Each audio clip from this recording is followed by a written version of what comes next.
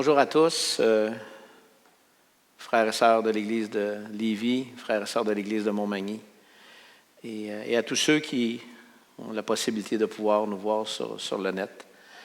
Ce matin, on va continuer, c'est la deuxième partie de l'enseignement sur la recherche de la sainteté, malgré qu'on ait encore en nous cette nature pécheresse. Peut-être juste avant de commencer, encore une fois, un mot de prière, juste pour que notre Père prépare et nous instruise dans ce que lui veut nous dire et qu'on entende. Donc, Seigneur, c'est sous ton regard qu'on sait qu'on se place et on sait que tu es celui qui instruit dans ta parole de vérité. Si ce n'est pas toi qui nous éclaires, Seigneur, on n'arrive pas à saisir et comprendre. Donc, encore une fois, instruis-nous ce matin.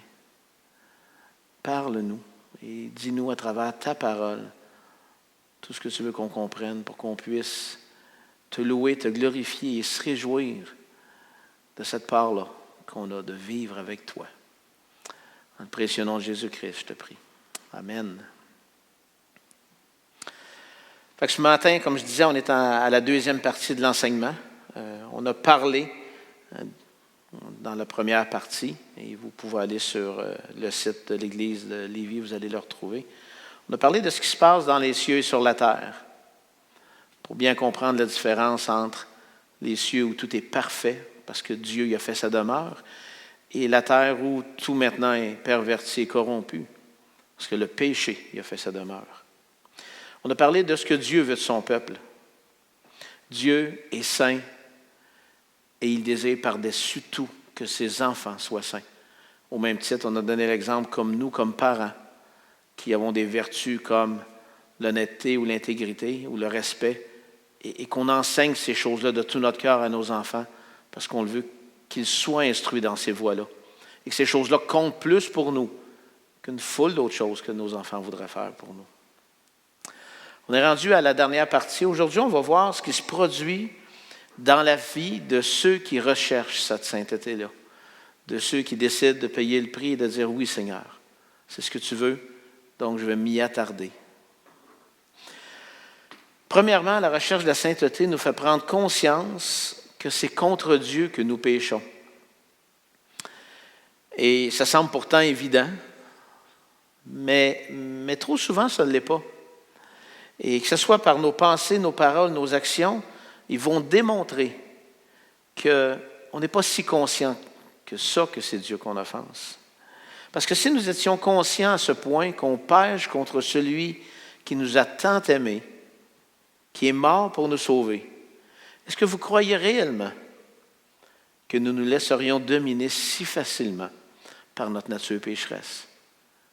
Si on prendrait conscience à ce point que à chaque fois qu'on pêche, c'est l'Éternel qu'on offense, on n'agirait pas de la même façon. Pourtant, vous savez, la moindre mauvaise pensée, la moindre parole déplacée, la moindre pensée orgueilleuse, et c'est lui qu'on offense. Lorsqu'on pêche, c'est à l'Éternel, premièrement, que nous faisons tort. Pourquoi? Tout simplement parce que le péché est en rapport avec la loi morale de Dieu. Et quel que soit notre péché, c'est lui qu'on offense. C'est lui qui est saint. Est-ce qu'on ne devrait pas craindre de pécher devant l'Éternel, sachant qu'aucun péché ne peut rester impuni?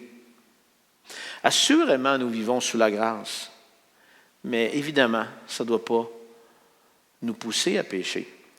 Romains 5, 20 et 6, 1, 2 dit « Or, la loi est intervenue pour que l'offense abondât, mais là où le péché a abondé, la grâce a surabondé. Que dirons-nous donc? Demeurions-nous dans le péché afin que la grâce abonde? Loin de là. Nous qui sommes morts au péché, comment vivrions-nous encore dans le péché? » Le péché dans la vie du croyant, c'est premièrement une action qui le sépare de son Créateur. Avant même tout ce que le péché peut entraîner d'autre dans sa vie et dans la vie des personnes qui sont autour de lui. Pourquoi est-ce que c'est si important de saisir cette réalité-là? Tout simplement parce que toute la puissance qui est en nous et qui nous permet de vaincre le péché qui domine sur nous, nous vient de l'Esprit Saint qui nous habite. Lorsque notre communion est rompue avec notre Père Céleste, parce qu'on a péché, On n'a plus accès à sa toute-puissance. On se retrouve seul à chercher à combattre nos désirs et passions pour tenter de s'en sortir par nous-mêmes. Et ces choses-là arrivent trop souvent dans nos vies. Et si on l'a vécu si souvent, on devrait réaliser à un moment donné que, Seigneur, si je ne reste pas en communion avec toi, dans le fond, je vais toujours avoir la peine et la mort dans l'âme. Parce que jamais, par moi-même, je réussis à m'en sortir. Lorsqu'on pêche, notre première pensée doit vraiment être de désirer rétablir la communion avec notre Père céleste, avant même de penser de rétablir la situation avec autrui. Père, c'est vers toi que je vais.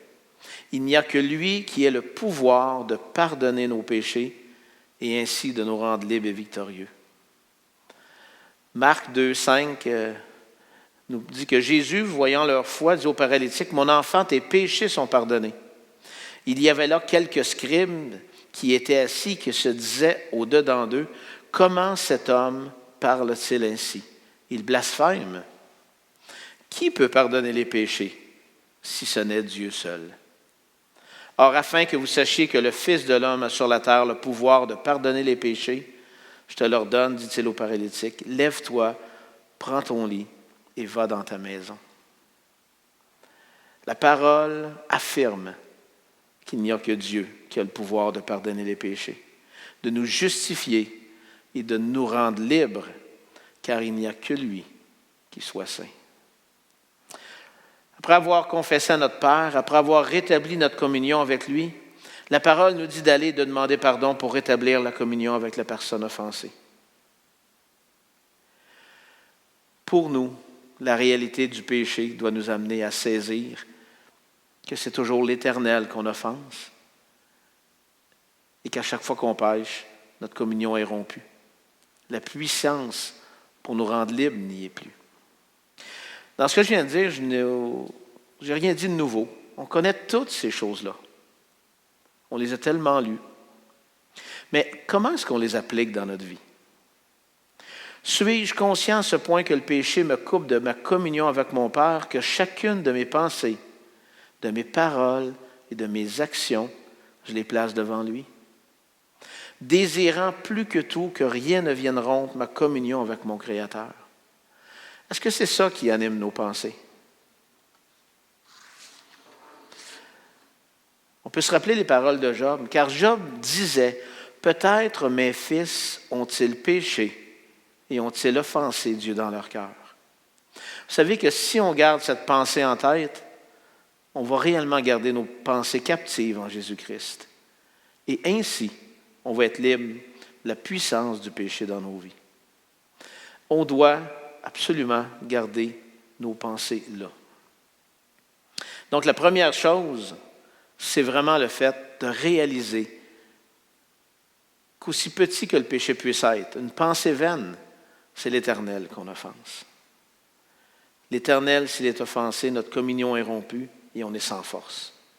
La deuxième chose que produit la recherche de la sainteté, elle nous fait prendre le péché au sérieux.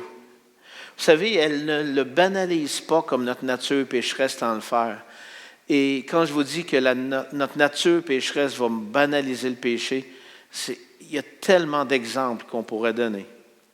Romains 12, 9b nous dit « Ayez le mal en horreur, attachez-vous fortement au bien. » Et vous vous rappelez de ce que le mot « horreur » signifie? On en a parlé dans la première leçon. C'est vraiment un mouvement de l'âme qui est généralement accompagné d'un frémissement physique, d'un frisson du corps et causé par quelque chose d'affreux, de révoltant ou de terrible. Si on se pose la question, est-ce qu'on ressent quelque chose qui nous fait horreur chaque fois qu'on pêche? Est-ce le sentiment qui nous habite lorsqu'on exagère un peu la vérité? Qu'on parle un peu trop? Qu'on cherche notre justice? Qu'on cherche pour nous-mêmes un peu de gloire? Il faut être honnête, et je dois l'être, moi le premier. Je pêche, je ne peux pas dire au Seigneur que je ressens ce sentiment-là de dégoût et d'horreur. Jusqu'à quel point vivre avec le péché, est-ce que ça peut m'affliger? C'est une bonne question à se poser. Il y a un commentaire de Nancy Light DeMoss. Elle a écrit un livre qui dit « La sainteté, une réalité démodée ». Elle dit « Quelque part, le monde évangélique s'est arrangé pour redéfinir le péché. Nous en sommes venus à le considérer comme un comportement normal et acceptable. Tout au plus comme quelque chose qu'il faut surveiller et maîtriser, mais non comme un mal à éradiquer et à mettre à mort. » Elle ajoute qu'on est tombé si bas que non seulement nous sommes légers vis-à-vis du péché, mais plus étonnant encore, nous sommes capables d'en rire et de le trouver divertissant. J'ai dû méditer un peu son commentaire parce qu'au début, j'avais l'impression qu'il pouvait peut-être même être en partie exagéré. Mais plus je le méditais, plus je pensais, plus je me disais, Seigneur, montre-moi ces choses-là. Et assez rapidement, la conclusion est venue que ce qu'elle dit est tellement juste. Vous savez, au Québec, on est devenu la capitale mondiale du festival Juste pour rire. On développe plus que n'importe quel autre endroit sur la Terre, dans n'importe quel autre pays, le talent de personnes pour qu'ils apprennent à faire rire les gens. Mais aujourd'hui, dans la façon d'apprendre à faire rire les gens et d'en les divertir, on est très loin des monologues d'Yvon Deschamps qui cherchaient vraiment à mettre en lumière le comportement souvent inadéquat de l'humanité et il nous faisait réfléchir sur ceux-ci. Il y avait vraiment quelque chose où il nous amenait à réfléchir sur notre façon de faire pour nous amener à dire c'est un peu absurde ce qu'on fait. Donc, on était éduqués à mieux agir. Mais aujourd'hui, en regardant les humoristes, on ne peut que constater que ce que dit Nancy Light DeMoss est réellement vrai. Aujourd'hui, on est tombé si bas que non seulement on est léger vis-à-vis du péché, mais plus étonnant encore, nous sommes capables d'en rire et de le trouver divertissant. Parce que ce que vous entendez, ce que vous voyez, dans une tellement grande proportion, nous amène à considérer que ce qui est dit est absolument faux, péché et mauvais, et on finit par en rire et trouver ça divertissant. Vous savez, jusqu'à ce que je laisse le Seigneur me montrer ce qui était mal, ce qui l'offensait, ce qu'il avait vraiment en horreur, plusieurs des choses qui étaient dites par les humoristes étaient drôles et divertissantes. Et elles l'étaient parce que le sourire était là et on pouvait rigoler. C'est sûr que j'ai contesté un peu avec le Seigneur, prétendant qu'il n'y avait rien de si mauvais dans cela. Parce que je me disais, Seigneur, tu sais, c'est juste des blagues. Puis, je ne crois pas, Seigneur, que ça puisse m'affecter vraiment. Certaines étaient un peu vulgaires, d'autres l'étaient plus.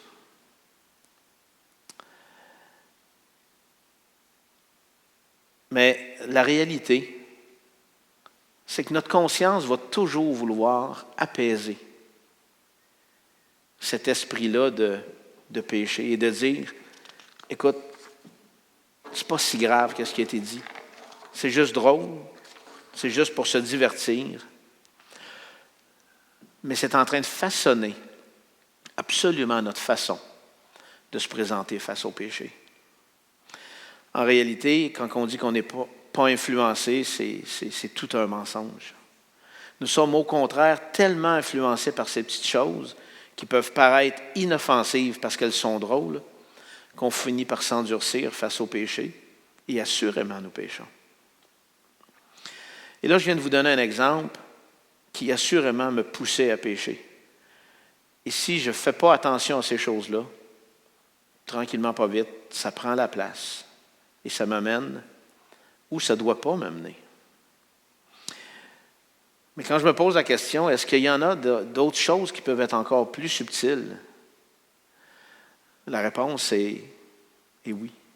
Il y a des choses qui sont encore plus subtiles que nous ne voyons pas, mais qui offensent l'Éternel. Vous savez, la recherche de la sainteté met en lumière tout ce qu'on tolère. Ce avec quoi on est prêt à vivre, ce que notre conscience étouffe. Considérant que ces pensées-là, ces paroles-là ou même ces actions-là ne sont pas si graves et que le Seigneur aussi peut s'en accommoder. La conscience de notre nature veut nous convaincre que le Seigneur aussi peut s'en accommoder. Mais rappelons-nous une chose, notre Père ne s'accommodera jamais avec le plus petit péché qui soit. Le plus petit qu'on pourrait tolérer dans nos vies. Il l'a en horreur.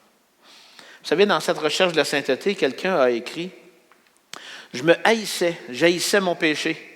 Je savais bien qu'il n'y avait rien dans ce monde que je désirais autant que la sainteté. Rien dont j'eusse autant besoin, mais j'étais si loin de l'atteindre. Plus je luttais, plus le but s'éloignait, à tel point que j'étais presque désespéré. Je ne puis vous dire à quel point parfois je suis tourmenté par la tentation. Je n'avais jamais su, jusqu'ici, à quel point mon cœur est mauvais. » Et permettez-moi un commentaire sur ce que cet homme-là a écrit. Parce que pour ceux qui vont désirer rechercher la sainteté, vous ne trouverez aucune autre conclusion que celle-là. Aucun autre chemin que celui-là. La prière de cet homme représente exactement ce que produit en nous la recherche de la sainteté. Je n'avais jamais su, jusqu'ici, à quel point mon cœur était mauvais.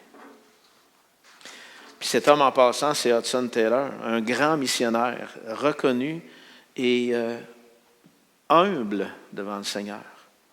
Mais il gémissait jour et nuit à cause du péché qui l'habitait. Et est-ce que vous pensez qu'il décrivait un péché en particulier? Hudson Taylor ne décrivait pas un péché en particulier. Il parle de cette nature pécheresse qui nous habite et nous domine.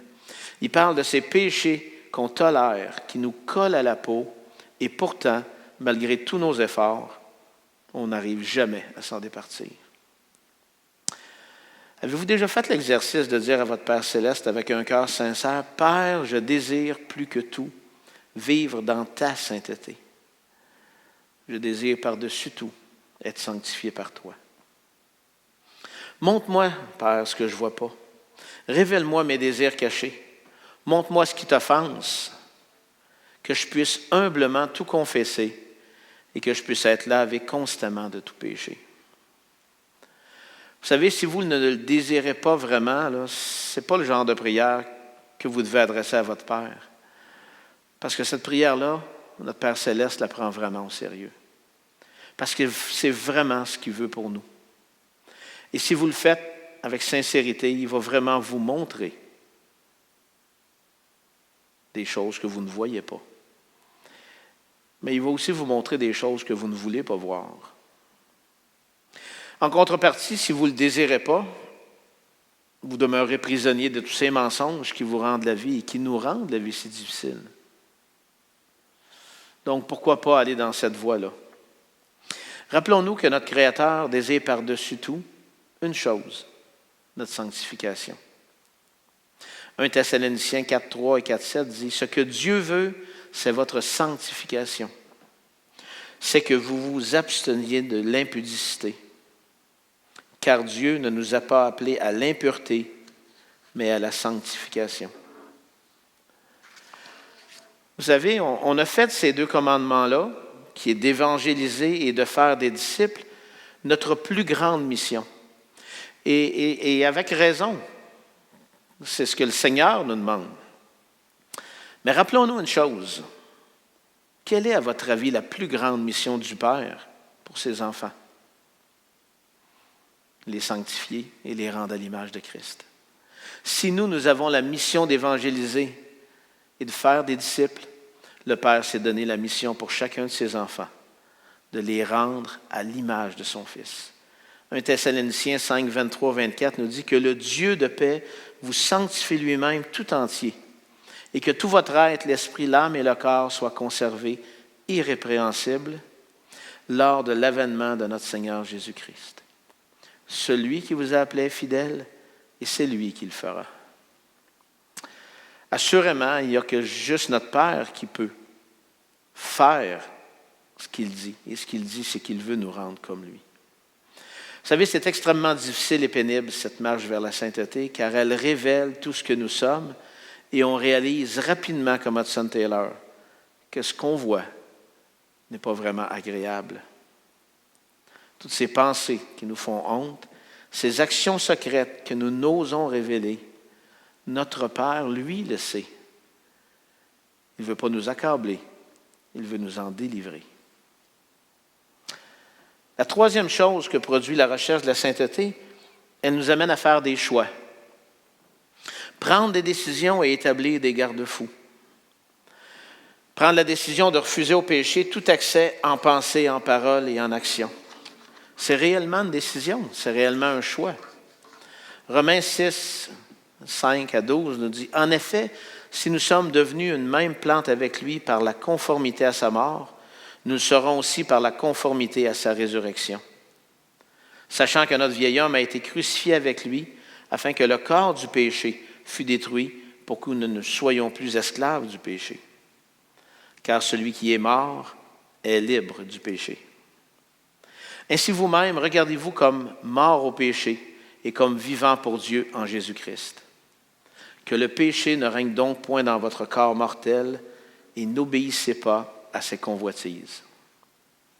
Vous savez, Dieu a fait valoir sa justice en faisant mourir à notre place le seul juste, parfait dans toutes ses voies, Jésus-Christ. Dieu peut donc justifier ceux qui ont placé leur foi en Christ. Il n'y a qu'une seule action qui peut nous libérer de la puissance du péché sur nos vies. Une seule. Choisir consciemment de se détourner de tout mal. Et on ne peut pas faire plus que ça. Je ne peux pas par moi-même être capable de dominer sur ma nature pécheresse. Mais je peux choisir consciemment de me détourner. Car celui qui est mort est libre du péché. Ainsi vous-même, regardez-vous comme mort au péché. Et sur la base de cette action, de ce choix-là que je fais, la toute-puissance de celui qui est mort pour moi me rend libre de la puissance du péché dans ma vie. La part de l'homme, la part de Dieu. L'homme choisit délibérément de ne pas pécher, de s'en détourner. Et le Père, par la puissance de Christ, nous rend libres. Ceux qui sont ainsi justifiés et qui marchent dans la volonté de leur Créateur sont ainsi continuellement sanctifiés par le précieux sang de Jésus-Christ. Jean, dans son épître, le dit ainsi, 1 Jean 1, 6 à 9. « Si nous disons que nous sommes en communion avec lui et que nous marchions dans les ténèbres, nous mentons et nous ne pratiquons pas la vérité. Mais si nous marchons dans la lumière, comme il est lui-même dans la lumière, nous sommes mutuellement en communion et le sang de Jésus-Christ, son Fils, nous purifie de tout péché. Si nous disons que nous n'avons pas de péché, nous nous séduisons nous-mêmes et la vérité n'est point en nous. Si nous confessons nos péchés, il est fidèle et juste pour nous les pardonner et pour nous purifier de toute iniquité. » Notre Père céleste, par grâce et miséricorde, lorsqu'on lui demande de nous pardonner, il nous accorde le pardon de nos péchés et par sa toute-puissance nous rend de plus en plus semblables à Christ. Il nous purifie réellement de tout péché. On est donc, comme le texte le dit, appelés à marcher dans la lumière pour être constamment, à chaque instant, purifiés de tout péché. Car il ne faut pas se méprendre, le texte le dit, on pêche et on va pécher chaque jour de notre vie. Mais grâce soit rendue à Dieu si on marche dans sa lumière, comme il est lui-même dans la lumière, on est constamment en communion avec lui et constamment purifié de nos péchés. Marcher dans la lumière, c'est vraiment laisser notre esprit captif en Jésus-Christ. Et captif, c'est prisonnier de lui. Si nos pensées sont prisonniers de Christ, nos paroles et nos actions le seront aussi. Lorsqu'on dit que Dieu est saint, on proclame qu'il est sans péché. Lorsqu'on dit que Dieu veut sanctifier son peuple, le rendre saint, on proclame que par la mort de Christ, son sacrifice, nous purifie réellement du péché. Pour nous qui sommes enfants de Dieu légitimes par l'œuvre de Christ, qui nous a réconciliés avec le Père, on est maintenant appelés à vivre sur terre comme si nous vivions dans les cieux. C'est vraiment ça la réalité. 1 Pierre 1, 14 à 17 dit « Comme des enfants obéissants, Ne vous conformez pas aux convoitises que vous aviez autrefois, quand vous étiez dans l'ignorance. Mais puisque celui qui vous a appelé est saint, vous aussi soyez saints dans toute votre conduite. Selon qu'il est écrit, vous serez saints, car je suis saint. Et si vous invoquez comme Père celui qui juge selon l'œuvre de chacun, sans exception de personne, conduisez-vous avec crainte pendant le temps de votre pèlerinage. Vous savez, le Père céleste nous voit vraiment à travers l'œuvre de Christ. On est donc réellement saints à ses yeux, malgré que nous puissions pécher. Donc, on est exhorté à marcher dans sa lumière. On a dit qu'on devait faire des choix, de ne pas pécher, mais on dit aussi qu'on doit établir des garde-fous. Pourquoi? Qu'est-ce qu'un garde-fou dans nos vies concernant le péché? C'est tout simplement prendre conscience et s'éloigner de tout ce qui nous pousse à pécher. Ne pas laisser la place dans notre cœur à nos désirs et passions tourmentés. Vous savez, chaque jour, on est confronté à des choses, à des situations, quelles qu'elles soient. La combattre avec sagesse, c'est de s'en éloigner et ne surtout pas penser qu'on peut combattre en se reposant sur l'été, qu'on est suffisamment enraciné en Christ pour être victorieux. On sait ce qui nous attire, ce qui peut nous pousser à pécher. On ne peut pas prétendre, parce qu'on est en Christ, qu'on a tout ce qu'il faut. On va se faire prendre. Peut-être qu'aujourd'hui, on a pu surmonter. Mais le jour va venir où on va tomber de toute façon. Pourquoi? Tout simplement parce qu'on va finir par penser qu'on peut se reposer sur nous-mêmes plutôt que sur Christ. Voilà pourquoi il est sage de placer des garde-fous dans nos vies, qui nous gardent à distance de tout ce qui nous fera tomber. Le Seigneur dit, celui qui est sage va se détourner.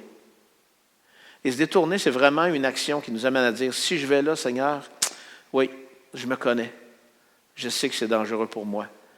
Fait que ce n'est pas d'y aller en disant, Seigneur, garde-moi, mais c'est plutôt de changer de direction. Et si on doit y aller, ce sera pour un cas particulier, et le Seigneur nous gardera.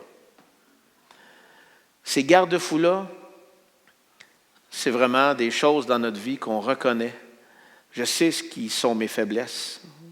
Je suis rendu assez vieux pour connaître les choses que je ne dois pas dire ou ne pas faire ou ne pas aller. Et parce que je les reconnais, je dois apprendre maintenant à dire, Seigneur, la seule façon d'en être gardé, c'est de m'en éloigner. Puis Pierre, dans le texte, nous dit de se conduire avec crainte pendant le temps de notre pèlerinage. Pour notre Père céleste, ces paroles ne sont pas sans conséquence, mais un réel avertissement qu'il donne à ses enfants. On doit vraiment se conduire avec crainte pendant le temps qu'on est sur terre. La lettre aux Hébreux nous adresse ainsi une mise en garde comme l'Éternel le faisait pour son peuple dans l'Ancien Testament. Hébreux 10, 26. « Car si nous péchons volontairement après avoir reçu la connaissance de la vérité, il ne reste plus de sacrifice pour les péchés, mais une attente terrible du jugement et l'ardeur d'un feu qui dévorera les rebelles. Celui qui a violé la loi de Moïse meurt sans miséricorde sur la déposition de 2 ou de 3 témoins. De quel pire châtiment pensez-vous que sera jugé digne celui qui aura foulé aux pieds le Fils de Dieu, celui qui aura tenu pour profane le sang de l'alliance par lequel il a été sanctifié et qui aura outragé l'Esprit de la grâce? Car nous connaissons celui qui a dit, « À moi la vengeance, à moi la rétribution. » Et encore, le Seigneur jugera son peuple. C'est une chose terrible que de tomber entre les mains du Dieu vivant. Dieu prend réellement au sérieux la sanctification de son peuple. Il doit en être de même pour chacun d'entre nous. Vous savez, on prêche avec beaucoup de joie sa grâce et son amour, et on a raison. Mais il ne faut pas oublier sa sainteté et sa justice, car le Seigneur le dit clairement, il ne tiendra pas le coupable pour innocent. Et il parle de ses enfants. Il exhorte ses enfants à marcher dans ses voies. Celui qui marche dans les ténèbres, donc celui qui pêche et qui veut demeurer dans ce qu'il fait, le Seigneur vient de nous dire, à quoi sert le sang? Assurément, on va devoir rendre compte de nos actes en tant qu'enfants de Dieu. Donc, Prenons au sérieux la mise en garde que le Seigneur nous donne. La quatrième chose qui résulte de ceux qui recherchent la sainteté, c'est la souffrance. Vous savez, le faire sera toujours plus attirant que le être. Dans le faire, il y a cette part qui nous va tellement bien, celle de se réconforter dans les œuvres qu'on fait pour le faire, pour le Père. Ces œuvres apaisent notre esprit et ils nous font ressentir de bons chrétiens. Donc, on est prompt à vouloir faire des choses car on est bien là-dedans. Mais dans le être, la part appartient au Seigneur seul, car lui seul peut et veut nous sanctifier. Et il nous en coûte beaucoup plus de se laisser sanctifier que de chercher à œuvrer pour Christ. Vous savez, la souffrance fait toujours partie de la sanctification. Il n'y a pas d'exception, puis il n'y a pas de raccourci. Si je vous dis que le Seigneur doit nous émonder, si je vous dis qu'il n'y a pas de repos pour ceux qui recherchent la sainteté. 1 Pierre 4, 1 et 2 dit « Ainsi donc, Christ ayant souffert dans la chair, vous aussi armez-vous de la même pensée. Celui qui a souffert dans la chair en a fini avec le péché, afin de vivre non plus selon les convoitises des hommes, mais selon la volonté de Dieu, pendant le temps qu'il lui reste à vivre dans sa chair. » Vous désirez réellement cette vie? Christ a souffert dans sa chair. Armez-vous de la même pensée. Vous savez, il y a un prêt à payer. Oui, mais il y a aussi un trésor à recevoir. Car celui qui a souffert dans la chair en a fini avec le péché. Le péché dans nos vies est aussi beaucoup de souffrance. Donc le Seigneur dit, si tu souffres pour que le péché soit mis à mort, tu vas goûter un trésor de liberté. Il y a une pensée qui devrait accompagner constamment tous ceux qui sont prêts à souffrir comme Christ a souffert. Romains 8, 18 nous dit « J'estime que les souffrances du temps présent ne sauraient être comparées à la gloire à venir qui sera révélée pour nous. » Si Christ nous dit que si nous souffrons avec lui, nous régnerons avec lui, est-ce que ça ne devrait pas nous encourager? Pour le peu de temps qu'on a à vivre sur la terre, Christ nous dit, si tu souffres avec moi, tu vas régner avec moi. Romains 8, 17, or si nous sommes enfants, nous sommes aussi héritiers de Dieu et co-héritiers de Christ. Si toutefois on souffre avec lui, afin d'être glorifié avec lui. Si on souffre avec lui, on va être glorifié avec lui. On devrait vraiment s'encourager par ces pensées-là, par cette parole-là. Finalement, que reçoivent ceux qui désirent la sanctification plus que toute autre chose? Vous savez, la recherche de la sainteté va nous transformer. Elle nous rendra de plus en plus à l'image de notre Créateur. Quelle est la part de ceux qui recherchent cette sainteté à laquelle le Seigneur nous appelle? Pour ceux qui la recherchent de tout leur cœur, ici et maintenant, ils vont découvrir premièrement une vie de liberté. La parole nous l'a montré, puis il y a tellement de textes qu'il dit. Celui qui met à mort le péché est libre du pouvoir du péché sur sa vie. Pas libre de tout souci, pas libre de toutes épreuves, mais libre de la puissance du péché qui domine, qui gère, qui contrôle notre vie et qui nous la rend si désagréable. Que produira cette vie de liberté? Joie et repos pour l'âme, au lieu de vivre dans la peine et accablé par le résultat d'une vie qui est dominée par notre nature pécheresse.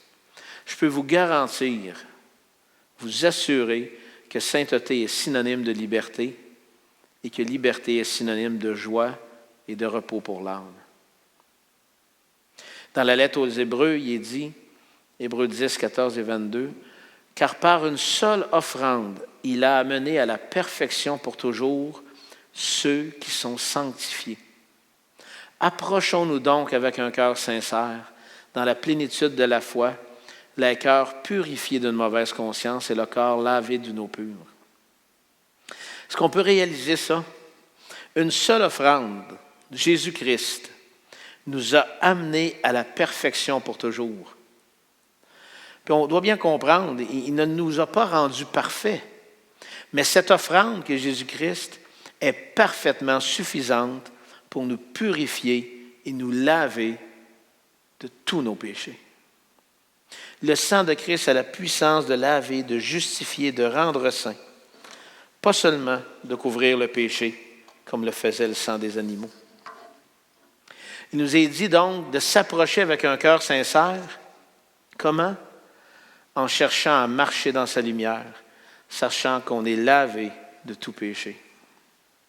Vous savez, on est saint. On est donc mis à part par Dieu lui-même. Et ceux qu'il a mis à part, il veut les sanctifier. Il veut les rendre de plus en plus à l'image de son Fils. Tout cela pour sa plus grande gloire. Est-ce que vous êtes prêts? Est-ce que vous avez assez souffert en voyant tout ce que le péché produit dans votre vie? Et si vous regardez, vous verrez que des souffrances causées par le péché, il y en a eu une multitude. Mais je réalise combien il faut du temps avant d'être vraiment écœuré et dégoûté par tout ce que le péché produit dans nos vies. Combien d'expériences vécues qui ont mené nulle part, sauf produire de la peine et de la misère. Je vais vous dire une chose, si vous attendez de ne plus désirer goûter au péché pour vous en éloigner, vous n'y arriverez jamais. Pour la simple raison que le péché va toujours prendre une forme ou un goût pour nous attirer. Le péché est tellement plus subtil que nous pouvons l'être. Le péché aura toujours un déguisement qui lui donne bon goût ou belle apparence, mais il produira toujours la même chose, la mort de l'âme. Choisir la sainteté, c'est à l'opposé du péché. Si c'est à l'opposé, ce qui sera produit pour l'âme, elle va lui donner la vie. Fait que notre Père nous invite vraiment à marcher dans cette vie-là. Il nous invite parce qu'il veut produire la vie dans notre âme, premièrement. Et assurément, nous pourrons glorifier, louer et élever l'Éternel dans tout ce que nous allons faire. Parce que nous marcherons comme le Seigneur lui-même a marché. Que le Seigneur nous bénisse, qu'il nous transforme. Faites ce choix. Vraiment un choix de dire, Seigneur, à partir de maintenant, je veux que mes pensées, mes paroles et mes actions soient captives en Jésus-Christ. Amen.